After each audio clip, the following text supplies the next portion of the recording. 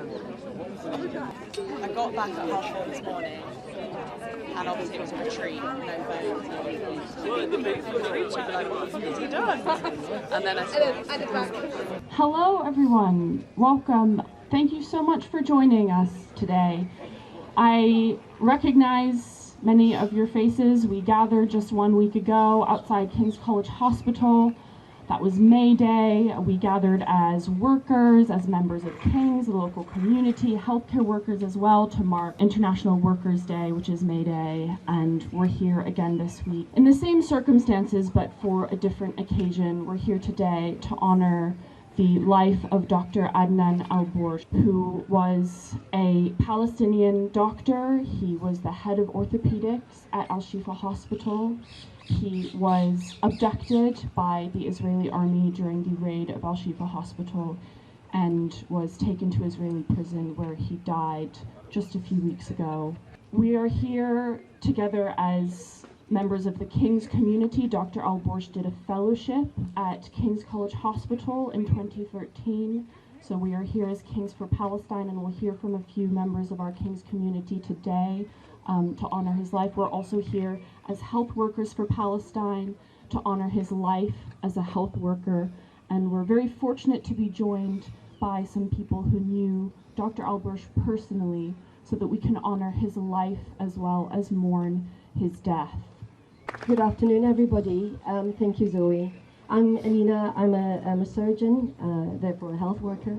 Yes, so as Zoe said, we're here today to honor the life and passing of Dr. Adnan al Bursh, the killing of a health worker in prison of someone of Dr. al Bursh's stature, puts the lives of over 200 other abducted healthcare workers in Gaza at immediate risk. This is another example of the systematic targeting of health workers and facilities over the past 7 months, resulting in the confirmed deaths of almost 500 of our colleagues. I'd like to read something from his wife. She had made a video and a statement, and this was translated by one of our health worker colleagues, Dr. Zainab, kindly translated this, and so I'd like to read his wife's words. He was at Al-Auda Hospital under siege, and oh God, he kept calling to ask about us. He was so afraid for us and sacrificed his life for us. He continued to treat his patients until the Zionist called him, Adnan al Bursh, come down or we will bomb the hospital. He was worried about patients and the hospital and people at the building, so he went down to them and was taken away. He was a peaceful doctor, treating poor patients for the sake of Allah. He used to do surgeries for poor people for free and treat patients without charge. I looked for him and asked any hostage released by Israelis in the south whether they saw him. He was initially at Al-Nakab and he was okay. He had interrogation every day. His eyes were blindfolded with black tie. A black bag was put on his face and hands were tied. Interrogated every 2 hours. Then he was moved to Nafha prison. Same thing. He was subject to torture and interrogation. Then taken to Al-Far prison, then Ascalon. Husband was tortured for 4 months in custody until he was martyred on hand of his cruel prison guards. But alhamdulillah, he won because he martyred with his honor and dignity and looked after his family, fellow citizens, and all the world. He was afraid for us. Nadi Al-Asir Prisoner Club said he martyred on 19th of April. 2 weeks, my husband was at the mortuary at Number's grave and not aware about it. I'm not aware about it. Tortured to death. Allah is sufficient for us, and He is the best trustee. He served with distinction throughout his life and throughout Israel's genocide in Gaza, and until Israel abducted him from the Al-Auda hospital in northern Gaza. He moved from hospital to treat the injured. He worked his heart out to save lives, to treat the wounded, and to alleviate the mass suffering caused by Israel's unhinged genocidal aggression. It was reported that in one day, one 24-hour period, Adnan performed 41 operations. What a hero. He is the very definition of heroism. He saved the limbs of countless of people, targeted, of course, by a deliberate policy by Israel, including, if you remember, the peaceful protesters in 2018.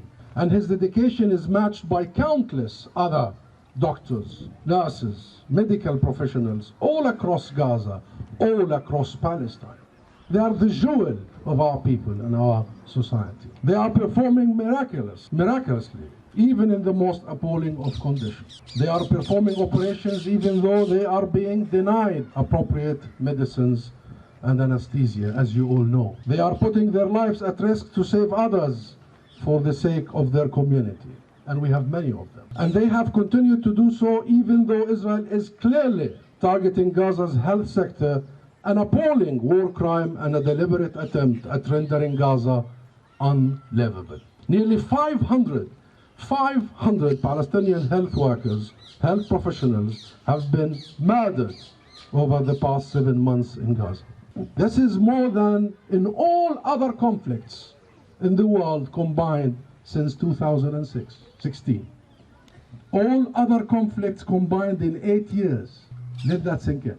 Nearly all hospitals have been damaged or destroyed in Gaza. Make no mistake, Israel is engaged in a systematic assault on Gaza's health sector and all vital sectors, because that undermines the ability of the Palestinian people in Gaza to be resilient, to be steadfast, and to survive on their land, on our land. It is systematic assault that is replicated with every civilian sector, from education, industry, private sector, right through to agricultural land. Very systematic. They want Gaza lifeless, and that's why the doctors.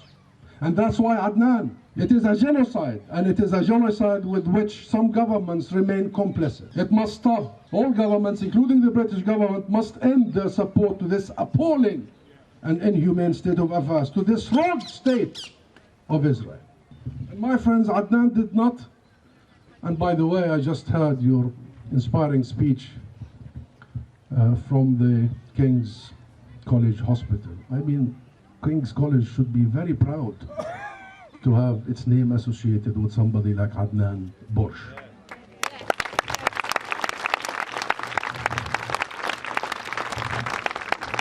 You all know by now that Adnan was abducted. He was killed in detention, where he and hundreds of others have suffered torture at the hands of their captors, Israel's captors. The fact that he, a doctor, a medical doctor, a lifeline for Gaza, was detained in the first place is a war crime. Just being detained is a war crime. The fact that he may have died, killed as a result of torture is an atrocity. It's an atrocity. And let us not forget that Adnan was more than just a doctor. He was a father of 5 young children, the youngest of which is just 3 years old.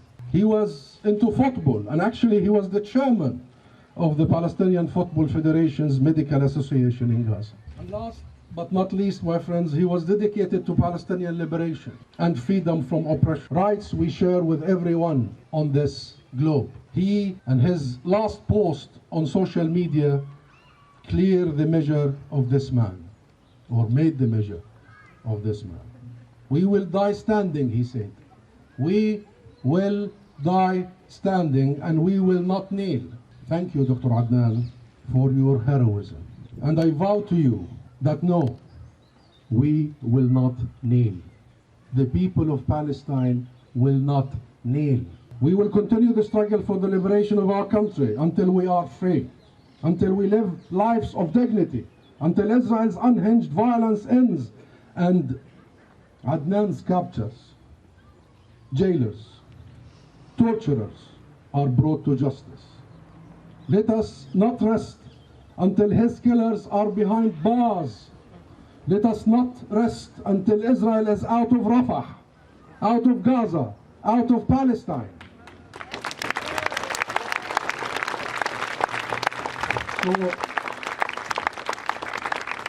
on behalf of every Palestinian, on behalf of all of you, and the millions upon millions of the freedom-loving people. Allow me to say thank you, our dear Adnan.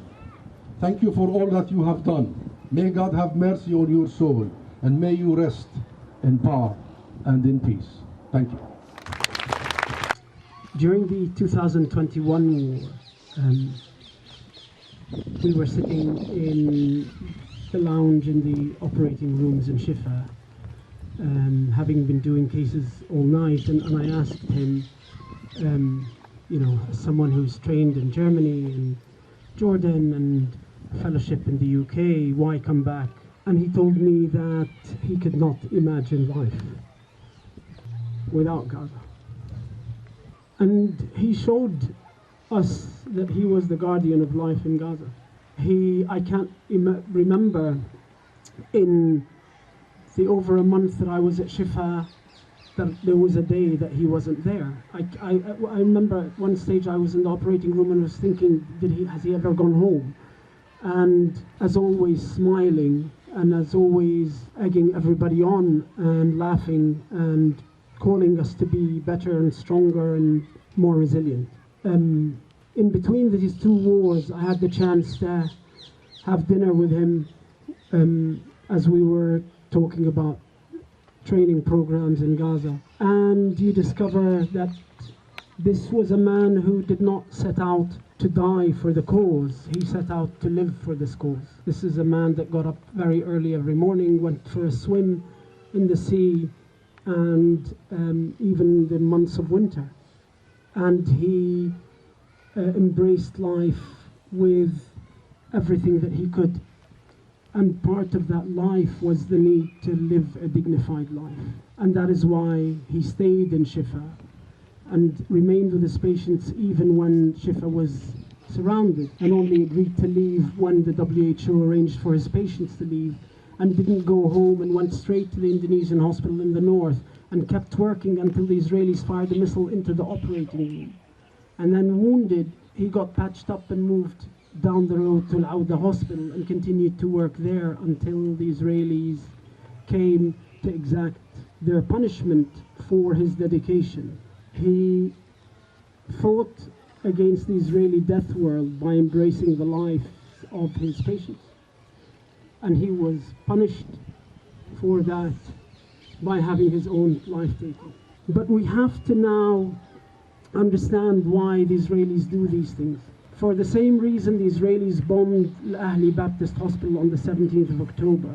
They test the resolve of the world with one crime. And when as many times the resolve is lacking, they roll out the crimes.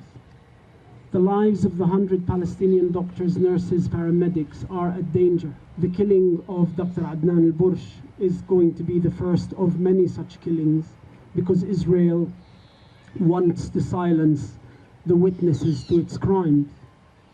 And therefore, we must now call for an immediate release of these 100 health workers whose lives are now in grave danger. We also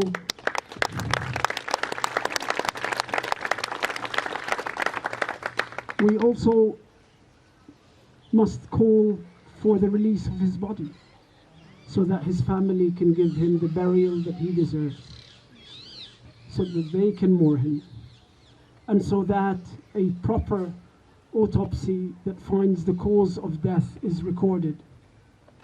And that is why the Israelis fear him dead like they feared him alive.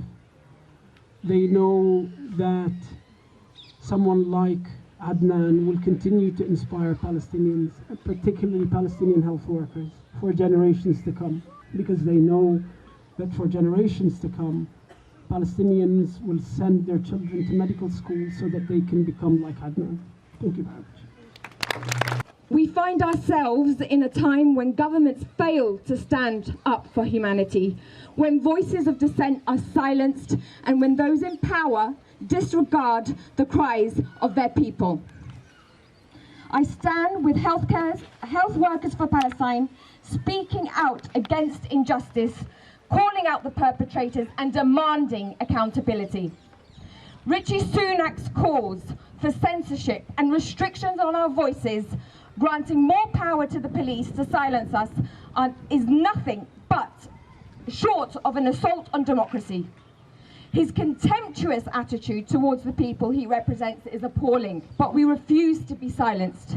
We refuse to accept the genocide unfolding before our eyes. Please be assured we are safe in our numbers. Rishi Sunak, you can't hide. We charge you with genocide. 1,000+ lives lost, half of whom are innocent children. How can such carnage ever be justified? How can the destruction of a healthcare system be labelled as defensive? It is nothing but targeted ethnic cleansing, a calculated campaign to erase a people from their land. The likes of Sunak, Starmer and Cameron should be ashamed of themselves for not standing against the verified reports of abuse and torture of medical staff. They are not just complicit, they are war crime enablers. The very sanctity of hospitals as safe havens is demolished. Take, for example, the mistreatment by Israeli troops during a February 2024 raid at Nasser Hospital. Medical staff were blindfolded, detained, beaten, and humiliated. Dr. Ahmed Abu Sabh has said he was held for 8 days, beaten, and had his hands broken. Other medics report being doused with cold water, forced to kneel for hours, and subjected to muzzled dogs. You can watch his testimony on the BBC. The IDF continue to gaslight their way through mainstream media. But the truth is clear for all to see, documented through social media. I want you to imagine for just one moment what it would mean if something similar happened here. Imagine soldiers storming the sanctity of King's College Hospital, going from ward to ward, from Victoria and Albert Ward to the William Gilliat Ward, a maternity unit, to the David Marsden Ward, which treats patients for neurological conditions, and then rounding up the soldiers on the Princess Elizabeth Ward, where children undergo surgery. Ward to ward, rounding up all hospital staff, including doctors, medics, scientists, pharmacists, technicians, and even admin staff, forcing them to abandon their patients in intensive care, emergency departments, and life support units. Imagine being hoarded outside the very expensive King's College Hospital parking lot, stripped to their underwear, zip-tied, and forced to kneel on gravel for hours. Dragged across the gravel, starved for days, beaten, humiliated, verbally and physically abused. Why is it different in any other country? Why is this war crime not plastered over and over again until the perpetrators are held accountable? How many more Palestinian medics and civilians does it take for this ongoing butchery to stop? The disparity is deplorable. Why did it take the deaths of 7 white aid workers for mainstream media to start recognizing that Palestinians are human beings too? Pharmacists, not a target! Nurses, not a target! Midwives, not a target! Surgeons, not a target! Children, not a target! Civilians, not a target!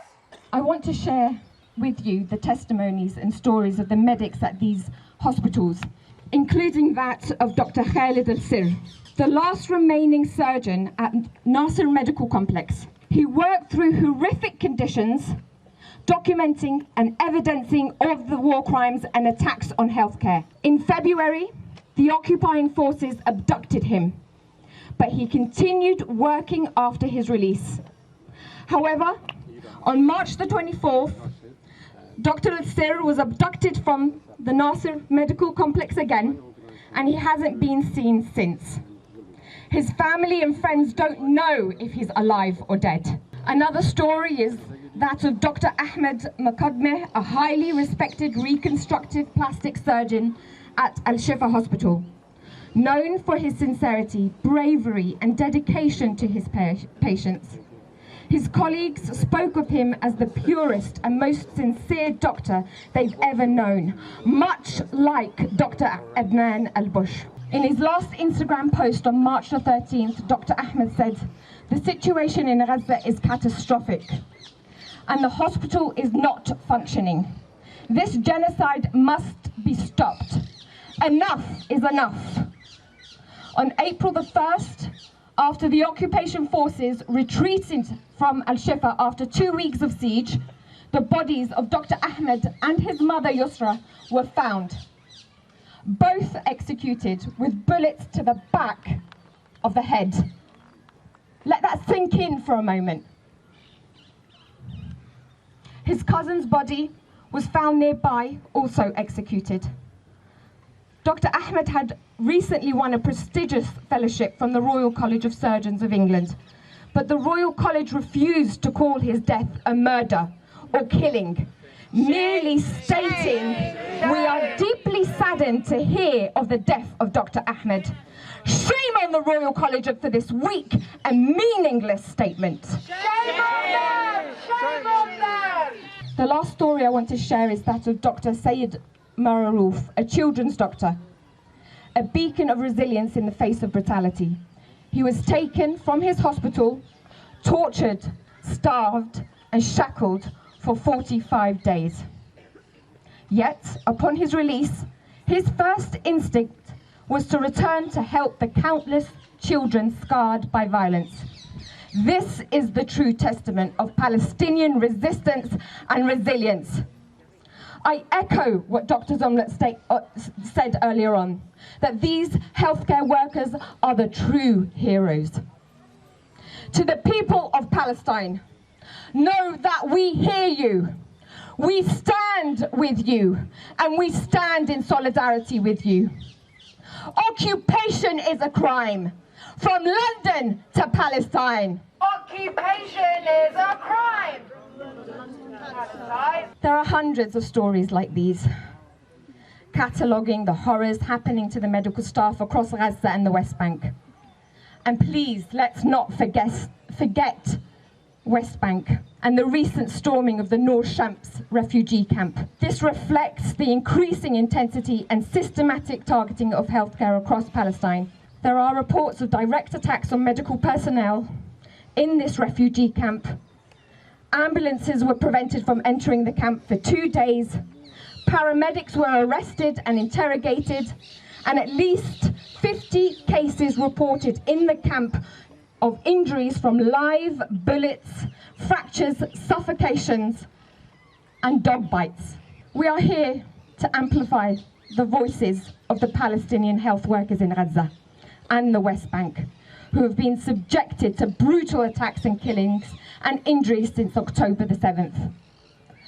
Among the 300 bodies found in mass graves at Nasser Medical Complex, 50 were our colleagues, medics, executed with hands tied and still in their scrubs. Why has the international community not insisted on investigations and independent bodies to uncover these atrocities and bring them to light? In fact, I find myself asking why, over and over. Why are they killing medical staff? Is it to eliminate the possibility of evidence collection and cover up crimes? To bury the truth bearers? But let us be clear. We will not stop until the truth is revealed and justice is served for the Palestinian people. We will continue to raise our voices, march in solidarity, and demand a ceasefire. What do we want? Ceasefire! When do we want it? Now! I hear today that there was some lip service by the US for stopping bombs going in, but that's all it is. Lip service. No more lies! We want action! Arms embargo, energy sanctions! The tide is turning. Please keep up the momentum at your work, at your universities and your schools. Don't shy away from talking about this issue. Continue to fight for the release of our medical colleagues in Gaza and the West Bank. Let us be beacons of hope and stand together, unwavering in our pursuit of justice and peace.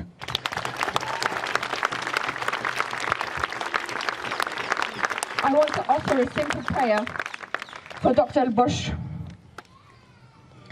and all medical staff in this conflict, and all of the 35,000 plus civilians lost. Oh Allah, forgive him, raise his rank among those who are guided, and take care of those he leaves behind.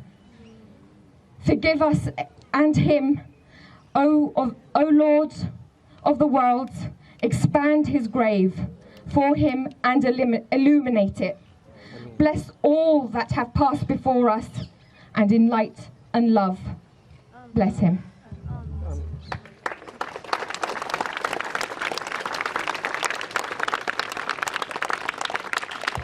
Hello, I'm Dr. Alina, and today's vigil is about remembering the life and passing of Dr. Adnan al Bursh, who was an orthopedic surgeon of the department at Al Shifa Hospital. He was imprisoned by the Israeli forces, and we have heard reports that he was tortured and was found that he has died on the 19th of April. His wife knew about it only 2 weeks after, and this is when the news came out to us as well, outside of Gaza on the 2nd of May. So we were blessed today to have been joined by, it's actually a collaboration.